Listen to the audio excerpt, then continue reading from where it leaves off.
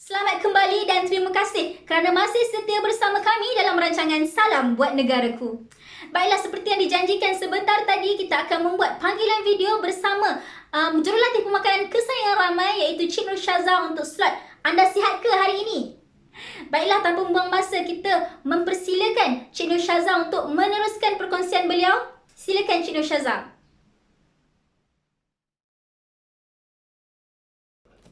Bismillahirrahmanirrahim. Terima kasih kepada saudari Alia selaku pengacara kita pada hari ini. Assalamualaikum dan selamat sejahtera saya ucapkan kepada semua penonton yang saya hormati dan kasihi sekalian.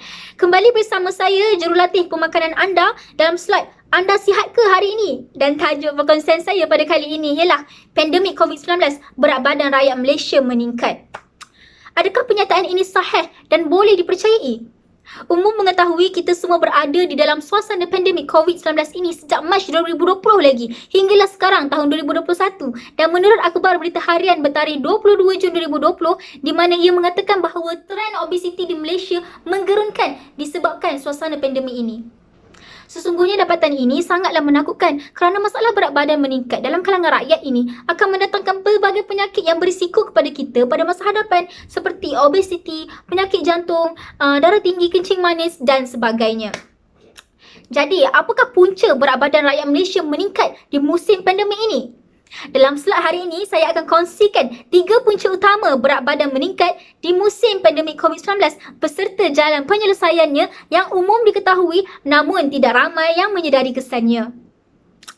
Penonton sekalian, punca yang pertama dan yang utama ialah sikap mengabaikan gaya hidup sihat dalam kalangan rakyat, terutamanya di musim pandemik ini. Jika kita perhatikan, rakyat Malaysia lebih memilih untuk makan makanan yang mudah untuk didapati seperti makanan segera, contohnya burger, donat, pizza dan sebagainya. Selain itu, mereka juga mudah terpengaruh dengan resepi-resepi yang tular di media sosial seperti kopi dalgona serta jualan-jualan kudapan atau jajan yang begitu meluas dipromosikan bagai cendawan tumbuh selepas hujan. Makanan-makanan seperti ini sudah terang lagi bersuluh tidak menyihatkan badan kita kerana ianya tinggi dengan kalori, gula, garam dan merupakan makanan bergoreng. Seterusnya, mereka lebih cenderung untuk tidak menjaga waktu makan yang sepatutnya mereka patuh untuk kekal sihat. Hal ini terjadi kerana disebabkan Perintah Kawalan Pergerakan PKP yang diumumkan oleh pihak kerajaan, banyak kedai makan ditutup dan ramai rakyat Malaysia yang tinggal bersendirian di perantauan akibat terpisah dengan keluarga. Hal ini menjadikan mereka tidak kisah dengan cara dan jadual pemakanan mereka. Maka, apakah jalan penyelesaiannya bagi masalah tabiat makanan yang tidak sihat ini? Kita semua sebagai rakyat Malaysia, kita dinasihatkan untuk mengamalkan diet atau pemakanan yang seimbang pada waktu makan yang disyorkan berdasarkan garis panduan yang telah dikeluarkan oleh Kementerian Kesihatan Malaysia.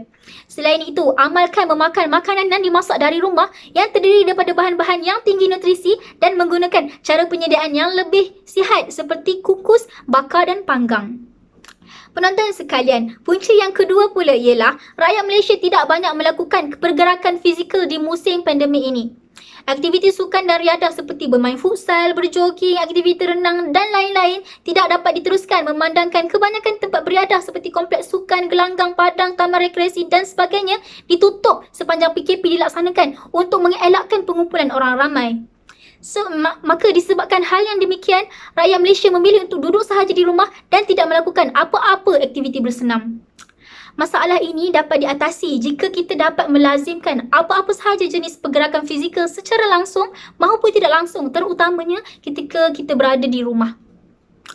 Dengan memperuntukkan sedikit masa dalam jadual harian kita untuk bersenam pada bila-bila masa yang sesuai serta banyakkan bergerak secara tidak langsung seperti melakukan senaman kecil ketika bekerja dari rumah, mengemas rumah, berjalan kaki ke pasaraya dan sebagainya, sedikit sebanyak dapat meningkatkan gaya hidup kita, seterusnya mengurangkan masalah berat badan rakyat Malaysia di musim pandemik ini.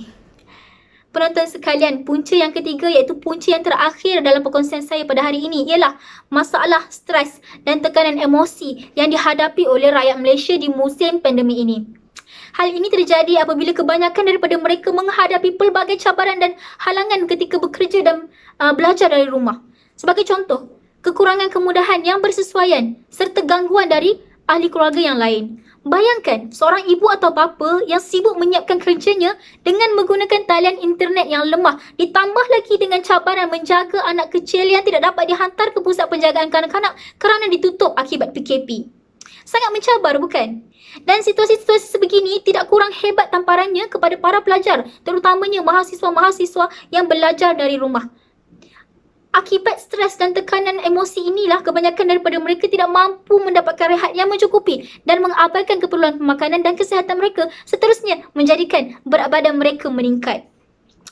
Sesungguhnya perbuatan atau percubaan untuk mengawal emosi dan perasaan bukanlah sesuatu perkara yang mudah. Namun stres dan tekanan emosi ini dapat diatasi dengan sedikit usaha yang berterusan, seperti memperbanyakkan berbual dengan ahli keluarga atau rakan yang dipercayai, banyakkan menonton atau mendengar bual bicara yang bersesuaian, memilih isi kandungan yang positif di media sosial, dapatkan pertolongan atau khidmat nasihat daripada mereka yang ahli dalam bidang kesihatan mental, serta mendekatkan diri dengan Tuhan yang Maha memberi ketenangan dan kesabaran, maafkan saya. Akhirul kalam, kesimpulan daripada perkongsian saya pada hari ini, antara punca berat badan rakyat Malaysia meningkat di musim pandemik ini ada 3, iaitu yang pertama, sikap mengabaikan gaya hidup sihat, yang kedua, kurang pergerakan fizikal, dan yang terakhir, masalah stres dan tekanan emosi. Maka marilah kita bersama-sama meningkatkan gaya hidup kita ke arah yang lebih sihat, aktif dan produktif untuk mendapatkan kesihatan yang lebih baik selari dengan matlamat dan misi Kementerian Kesihatan Malaysia. Sesungguhnya, mendapatkan kesihatan yang baik untuk badan masing-masing adalah tanggungjawab kita bersama. Itu sahaja daripada saya. Jumpa lagi di slot yang akan datang. Sekian, terima kasih. Kembali kepada saudari Alia di studio. Iaitu dia sebuah perkongsian yang sangat menarik dibawakan oleh Cik Nur Syazah kita. Semoga kita dapat memanfaatkannya di masa hadapan, insya-Allah. Terima kasih kami ucapkan kepada Cik Nur Syazah kerana sudi bersama kami dalam rancangan Salam Buat Negaraku. Sekarang kita akan berhenti dulu seketika. Jangan ke mana-mana, kembali bersama kami selepas ini.